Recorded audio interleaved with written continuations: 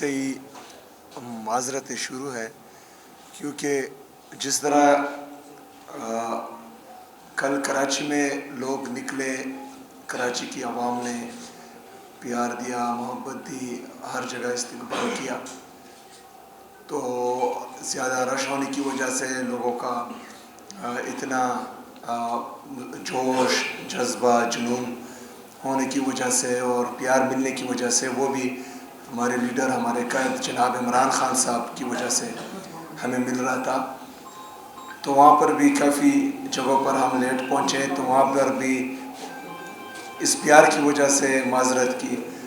آج ایک دفعہ پھر آپ لوگوں نے انتظار کیا، لیکن کراچی سے جس طرح نکلے تو یہاں تک تقریباً یہ 10 سے زیادہ مقامات پر یہاں پر بھی ویلکم کیا گیا، استقبال کیا گیا، تو لوگ نکلے تھے اور وہ ہمیں پیار دے رہے تھے، ہمارا استقبال کر رہے تھے، ان کی وجہ سے جو ہے تھوڑی دیر ہوئی، تو بہرحال ہم پھر بھی معذرت کرتے ہیں۔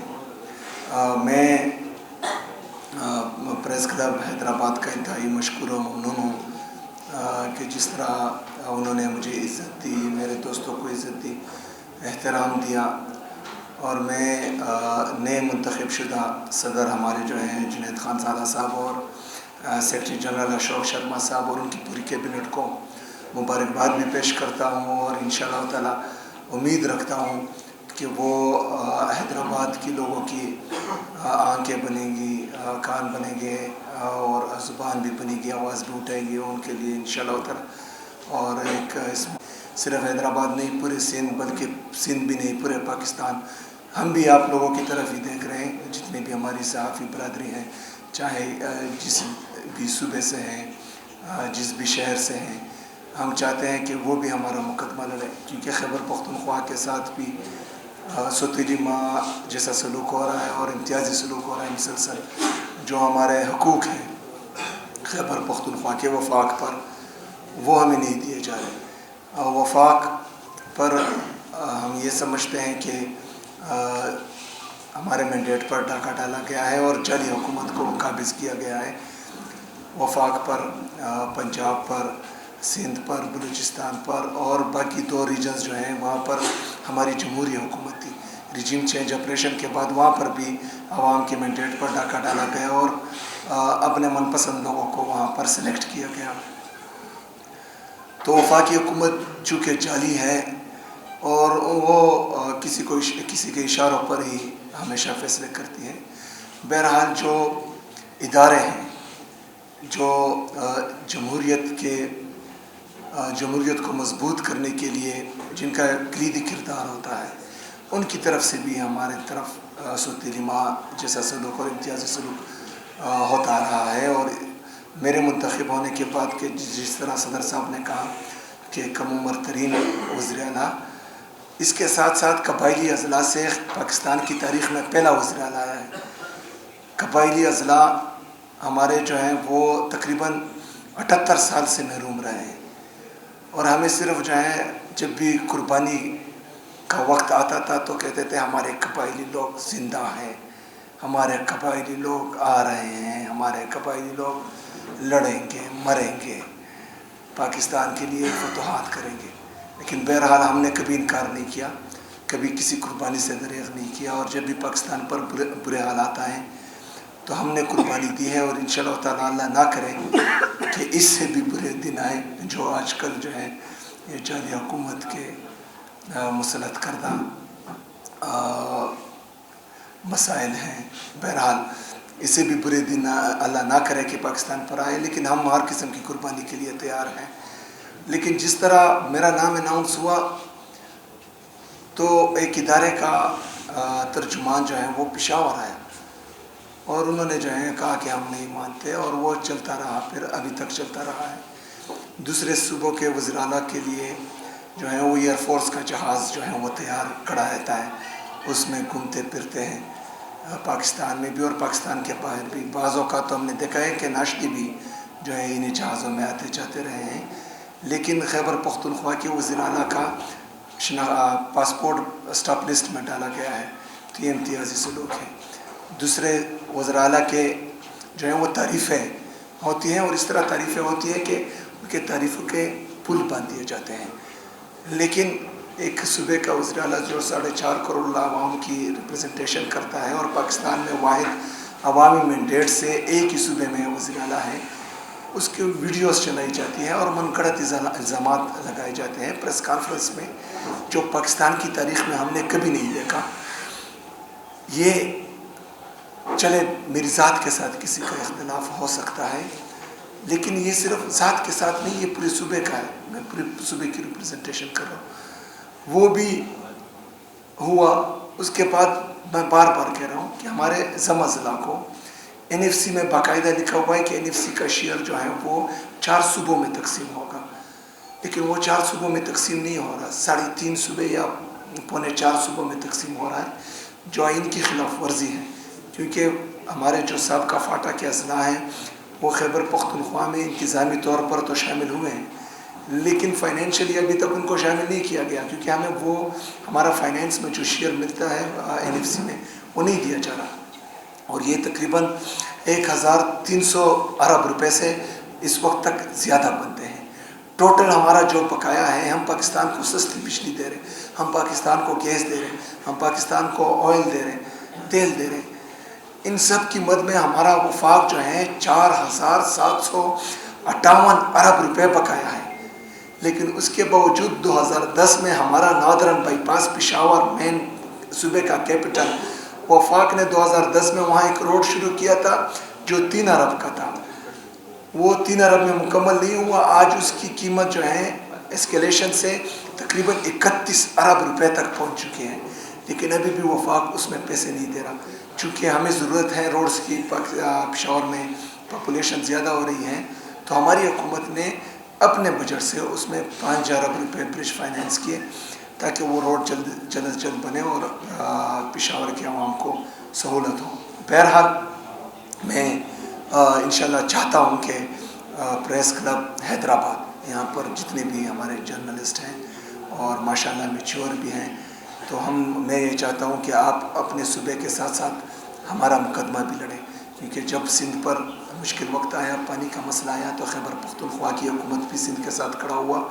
हमारे जो सेनेट के अपोजिशन लीडर है, जो हमारे थे उस वक्त, अभी तो नायल हुए, कौमी असम्बली के अपोजिशन लीडर थे उमर अयूब साहब, वहाँ पर शिबली फराज साहब, ये आपके लिए लड़े, वहाँ पर करारदादे जवाब हुई। तो हम Pakistan Tehreek Insaf as a party और खैबर पख्तूनख्वा की हुकूमत इंशाअल्लाह ताला सिंध के अवाम के साथ चट्टान की तरह खड़ी होगी इंशाअल्लाह। और आप लोगों का शुक्रिया, आपकी इज़्ज़त का, आपकी एहतराम का शुक्रिया। वमालैना इल्लल बलाग। जिस तरह आपने कुछ दिन पहले एक प्रेस कॉन्फ्रेंस हुई जिसमें अलग-ऐलान कहा गया कि हमें किसी की इजाज़त की ज़रूरत नहीं है, हम जो करें हमारा पाकिस्तान है और तुम हो ख्वामखा इसमें, तो वो कहते हैं कि हम करेंगे। तो ऑपरेशन वहाँ पर चूँकि शुरू किया गया ज़बरदस्ती, तो सूबाई हुकूमत का ये काम है कि वो अपनी अवाम के साथ खड़े हों। मैंने अपने सूबे की तमाम इंतज़ामिया को ये हिदायत दी है कि मेरे लोगों को चाहे वो वॉलंटियरली बाहर आए या चाहे उनको ज़बरदस्ती निकाला जाए, मेरी इंतज़ामिया उनके लिए जो है मौजूद होनी चाहिए और उनको हर किस्म की सपोर्ट देनी चाहिए। इससे पहले जो हमारा एक नॉर्थ वज़ीरिस्तान का एरिया है बकाखिर, वहाँ पर भी लोगों को ज़बरदस्ती निकाला गया और वफाक की हुकूमत ने ये कहा कि हम उनको पैसे देंगे, उनको जो है हम कंपनसेशन देंगे, जो टेम्परेरी डिस्प्लेस पीपल हैं, TDPs जिसे कहते हैं, उनको हम पैसे देंगे, वफाक ने कहा। लेकिन उन्होंने घर बार छोड़ा, इनके लिए, पाकिस्तान के लिए कुर्बानी दी, वो पैसे उनको नहीं दिए जा रहे।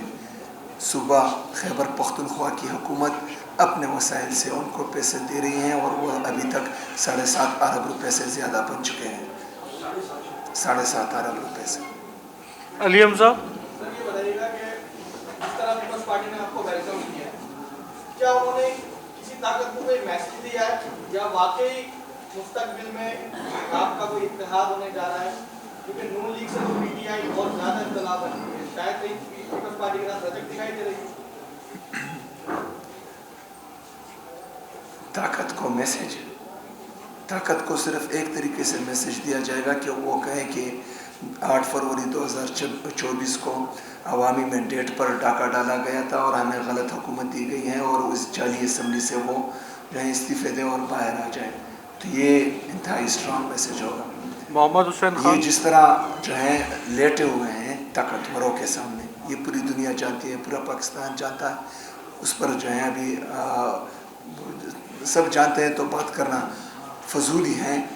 और हाँ, अभी तक जो है क्योंकि उन्होंने कहा था कि हम आपको जलसे की इजाज़त देंगे, लेकिन उनका जो है अभी 6 बजे के बाद, आज 6 बजे के बाद रिटर्न NOC हमें दिया गया था और अभी तक रात के 6 बजे तक कोई भी जो वहाँ पर कंटेनर्स, क्योंकि हमने स्टेज लगानी थी, हमने जो है वहाँ पर वो साउंड सिस्टम का बंदोबस्त करना था, तो कोई भी वेंडर जो है हमारे साथ तैयार नहीं था क्योंकि हमारे पास NOC नहीं थी। तो अभी 6 बजे के बाद हमारी टीम वहाँ लगी हुई है, तो देखते हैं कि हम कितना बंदोबस्त कर सकते हैं। एक मिनट, मोहम्मद हुसैन, जलसा होगा इंशाल्लाह।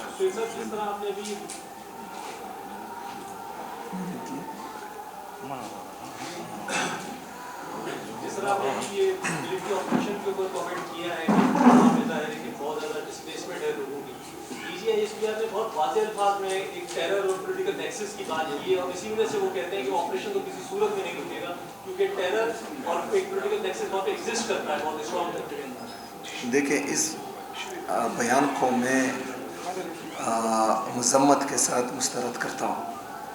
ये इंतहाई गलत बात है। हमारे तमाम जितनी भी सियासी और मजहबी जमातें हैं, हर मकतबा फ़िक्र के लोग, वो खैबर पख्तूनख्वा असम्बली के छत तले जमा हुए। उन्होंने 15 नुकाती एजेंडा जो है वफाक के सामने और पूरे पाकिस्तान के सामने रखा, जिस पर तमाम सियासी और मजहबी जमातें और मकतबा फ़िक्र के लोग खैबर पख्तूनख्वा के वो एग्री कर गए। उसमें एक ये भी था कि मिलिट्री ऑपरेशन किसी मसले का हल नहीं है। मसला ये है कि हमेशा बंद कमरों में फैसले होते आए रहे। जब रिजीम चेंज ऑपरेशन का फ़ैसला हुआ था लंदन प्लान के तहत और बैरूनी साजिश से एक जमहूरी हुकूमत का तख्ता उल्टा गया, उस वक्त ये फ़ैसला किया गया था कि हमने जो है दहशतगर्दों को दोबारा आबाद करना है, जिसका इल्म हमें हुआ और हमने जो है खैबर से लेकर तोरगर तक और चतराल से लेकर वज़ीरिस्तान और DI खान तक इन सब जगहों पर जरगे भी किए, जलसे भी किए और पूरे पाकिस्तान को बताया कि इनको दोबारा आबाद किया जा रहा है, इनको दोबारा लाया जा रहा है और दोबारा जो है पख्तूने के सर का सौदा हुआ है। लेकिन वहाँ पर उस वक्त की हुकूमत, उस वक्त के वज़रा और ये तमाम लोग कहते हैं कि हम झूठ बोल रहे हैं, हम प्रोपेगेंडा कर रहे हैं, लेकिन आज वो सच साबित हो रहा है। हमारे खदशात सही थे, ये झूठे थे, इन्होंने झूठ बोला था उस वक्त और अभी जो है उनके सर से पानी गुज़र चुका है और जो है ये जो चाह रहे हैं, बहरहाल वो बात की बात है इंशाल्लाह। एक मिनट, अनवर, ये किया जा रहा है कि आपकी हुकूमत कहती कि अमन कायम करने में नाकाम रही है और जो लोग पाकिस्तान के आइन और मुस्लिम इदारों के खिलाफ हैं, आप उनकी हामी है, इसमें क्या? देखें, मुल्क के इदारे तमाम मफलूज हो चुके हैं, मफलूज कर दिए गए हैं।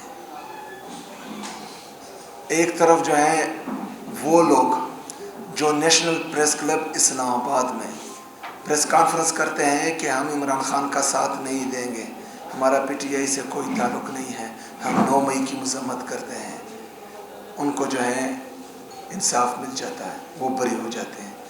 जो लोग कहते हैं कि हम इमरान खान का साथ देंगे, वो अभी तक जेलों में हैं। तो ये तो हमारे अदालतों का हाल है। मैं जाता हूँ, मैं अदालत में रिट करता हूँ, मैं सूबे का चीफ एग्जीक्यूटिव और ये मेरा हक है कि मैं अपनी लीडर से मिलूँ। वहाँ इस्लामाबाद हाई कोर्ट के 3 जजेस मुझे कहते हैं कि आप मिले अपनी लीडर से, उससे बात करें। मैं वहाँ अडियाला जेल जाता हूँ और अडियाला जेल का सुपरटेंडेंट जो है वो आर्डर रद्दी की टोकरी में फेंक देता है और मुझे मेरे लीडर मेरे कहा जनाब इमरान खान साहब से मिलने नहीं दिया जाता। इलेक्शन कमीशन, उसका रोल तमाम दुनिया ने 8 फरवरी 2024 को देखा। یہ بھی دیکھا کہ ہم سے نشان چھینا گیا، یہ بھی دیکھا کہ ہم سے کاغذات جو ہیں راستوں میں غنڈوں کی طرح لیے گئے، یہ بھی دیکھا گیا کہ ہمیں جو ہے کمپین کے لیے نہیں چھوڑا گیا، لیکن خاموش تماشائی۔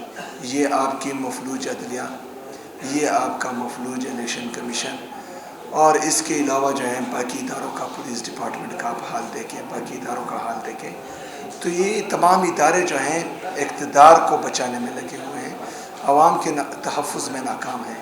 جب آپ کی انٹینشنز، آپ کے اداروں کی انٹینشن یہ ہو کہ آپ ایک مقبول اور قبول ترین لیڈر ملک کے سابقہ وزیر اعظم کے ختم کرنے میں، اس کی پارٹی کو ختم کرنے میں لگے ہوئے ہوں، تو پھر ملک میں جو ہے اکانومی بھی تباہ ہوگی، یہاں پر دہشت گرد بھی آئیں گے، یہاں پر امن و امان کی صورتحال بھی بنے گی۔ عرفان کے بعد حمید الرحمان، 1 منٹ عرفان۔ جی جاتے ہیں۔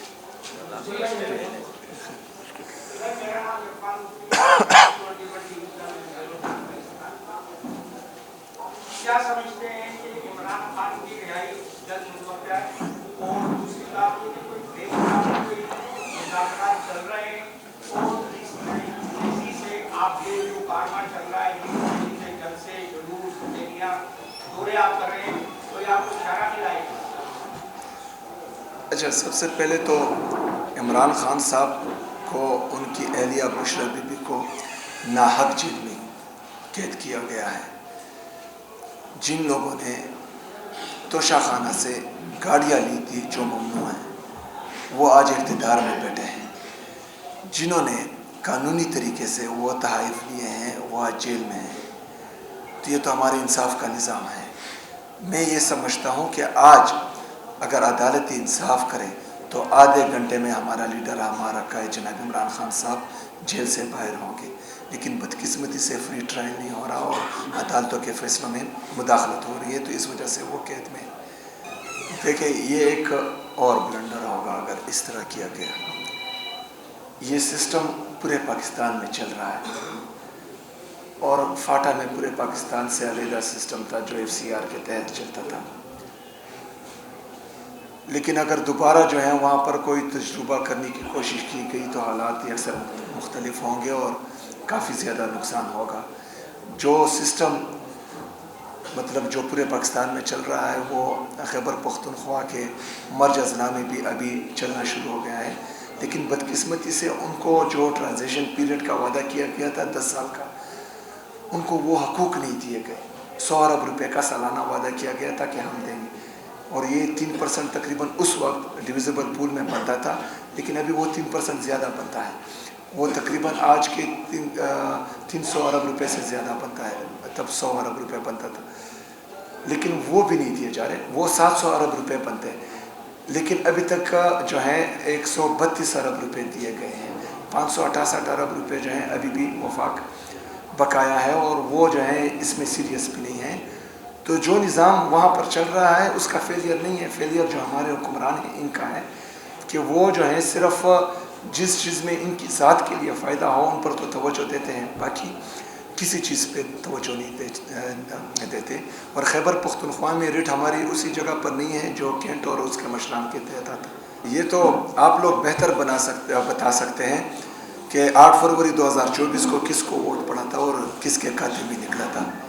ہمارے خیبر پختونخوا میں تو الحمدللہ لوگ ہمیں تیسری دفعہ ووٹ دے رہے ہیں، اور تمام تر ظلم، جبر، فسطائیت کے باوجود، الیکشن سمبلز چیننے کے باوجود، پارٹی کو ختم کرنے کے باوجود بھی لوگوں نے ہمیں ووٹ بھی دیا اور اس کا تحفظ بھی کیا۔ تو الحمدللہ ہماری تیسری دفعہ حکومت ہے تو وہ لوگ مطمئن ہیں۔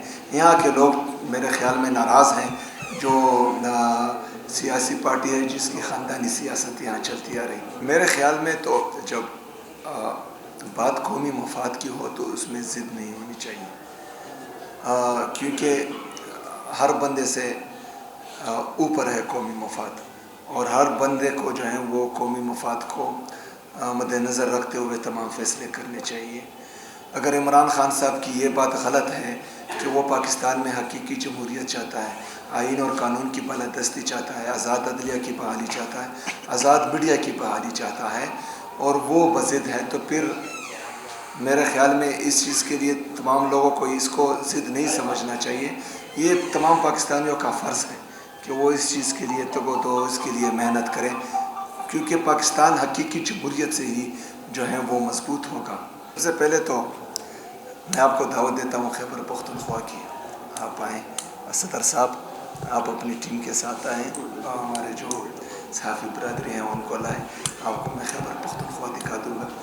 ہمارے پچھلے سال چونکہ اس دفعہ سیلاب زیادہ آئے تھے, وہ فلڈ جو ہمارے فلیش فلڈس تھے اور کلاؤڈ بسٹ کی وجہ سے, تو اس سال تقریباً 1,50,00,000 کے قریب جو ہیں وہ ٹورسٹ آئے تھے. اس سے پہلے سال جو ہے 2 کروڑ سے زیادہ ٹورسٹ آئے تھے. اگر خیبر پختونخوا اتنا ہی خراب ہے تو ٹورسٹ جو ہیں وہ باقی صوبوں سے آتے ہیں, تو ان کے جو ہے آنے جانے میں جو ہے اتنی نمبرنگ میں فرق نہ آتا.